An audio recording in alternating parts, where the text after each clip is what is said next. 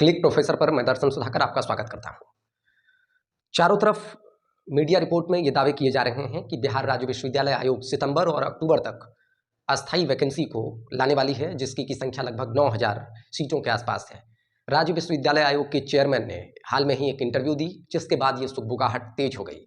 लेकिन हम तथ्य और तर्कों के साथ आपको बताएंगे कि सच में ये वैकेंसी कब आने वाली है और नए डिग्री कॉलेज में जो नए असिस्टेंट प्रोफेसर की भर्ती हुई है, जो कि संविदा के रूप में है, कॉन्ट्रैक्चुअल हैं, उनकी सेवा कब समाप्त हो सकती है।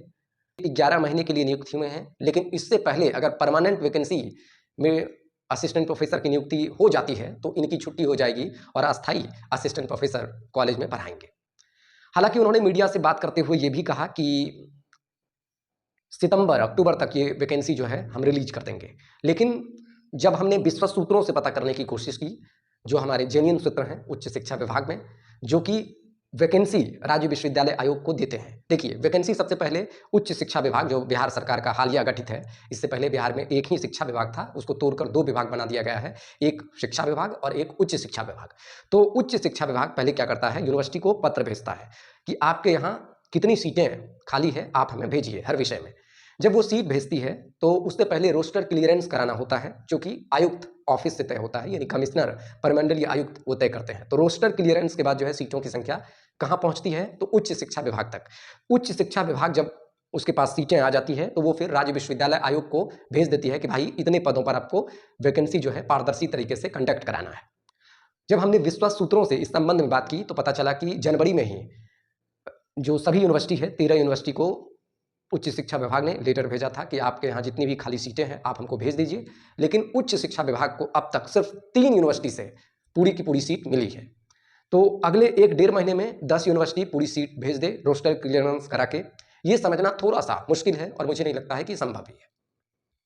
दूसरी बात क्या है कि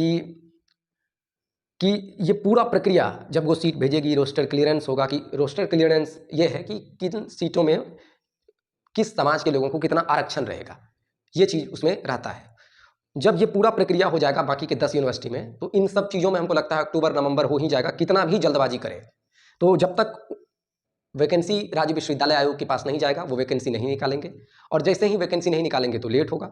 तो ये आप मान कर चलिए कि नवंबर-दिसंबर से पहले वैकेंसी नहीं आ रहा है। हालांकि गिरीश जोशी ने अब कॉन्फिडेंस के साथ ये बात कही, तो हो सकता है कि उनको ये पता भी हो अंदरूनी कि यूनिवर्सिटी जो है वैकेंसी भेज दे उच्च शिक्षा विभाग को। लेकिन जो जैसी जानकारी मुझे आई है मैं आपको बता रहा हूँ। हो सकता है कि अगर लेट से वैकेंसी जो है जो यूनिवर्सिटी है वो भेजे उच्च शिक्षा विभाग को, तो ये वैकेंसी अगले साल भी आ सकती है। दूसरी बात क्या है कि इस परीक्षा से पहले बेट का आयोजन होगा या फिर नहीं होगा। इस संबंध में हाल में ही एक पेपर में मैंने चीज़ पढ़ी, वो मटेरियल था कि बेट का आयोजन कराएगा। देखिए, अधिकतर यहाँ 2 बात है, यहाँ पर भी एक समस्या है।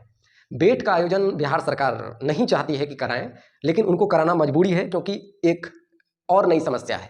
पहली बात इसलिए वो नहीं कराना चाहती है, देखिए पहले ही पेपर लीक हो जाता है, सरकार की बदनामी होती है। जब यूजीसी नेट 2 बार साल में होता है और भारत सरकार करा ही रही है, तो बिहार सरकार एक प्रेशर अपने दिमाग पर क्यों ले कि अगर पेपर लीक हो जाए या कुछ ऐसा हो जाए घटना जिससे विवाद की गुंजाइश हो। तो इसलिए यूजीसी नेट का चूंकि साल में 2 बार एग्जाम होता है, तो वो बेट कराने के पक्ष में अक्सर नहीं होती है, विवाद से बचने के लिए। लेकिन वो क्यों कराएगी, इसका कारण मैं आपको बता दूं कि बहुत ऐसे सब्जेक्ट बिहार के रीजनल भाषा वाले होते हैं, जो कि जिसका परीक्षा यूजीसी नेट वाले नहीं करवाते हैं, लेकिन बिहार में असिस्टेंट प्रोफेसर के तौर पर उस विषयों के शिक्षकों की जरूरत है।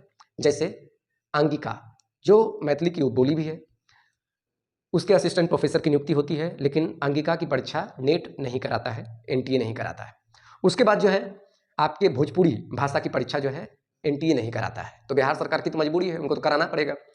उसी तरह से वज्जिका की नहीं कराता है, मगही की नहीं कराता है, तो उनके लिए मजबूरी है, सिर्फ मैथिली की परीक्षा जो है एनटीए कराता है। तो एक मजबूरी के कारण हो सकता है कि रीजनल सब्जेक्ट को बढ़ावा देने के लिए, और बाकी तो जब बैठ कराएगी तो हर विषय के विद्यार्थियों का कराएगी, एक कारण ये हो सकता है। लेकिन यूट्यूब पे जो तमाम तरह के चैनल हैं जो कहते हैं कि बैठ परीक्षा हो रहा है, अगले महीने विज्ञापन हो रहा है, ऐसे हो रहा है, वो हो रहा है, ऐसे सब लोग विद्यार्थियों की भावनाओं के साथ खेलते हैं, झूठी दिलासा देते हैं, गलत बोलते हैं। ऐसे लोगों से सावधान रहें। आप क्लिक प्रोफेसर देख रहे हैं, आपको पता है कि 175 नंबर का लिखित परीक्षा और उसके बाद जो है 25 नंबर का इंटरव्यू होगा। तो राजभवन ने इसके लिए मंजूरी भी दे दी है। तो सही, बिल्कुल एक्यूरेट और सही जानकारी लेकर हम अगले वीडियो में असिस्टेंट प्रोफेसर और नेट जेआरएफ से संबंधित परीक्षाओं से संबंधित लेकर आएंगे। इस वीडियो में इतना ही।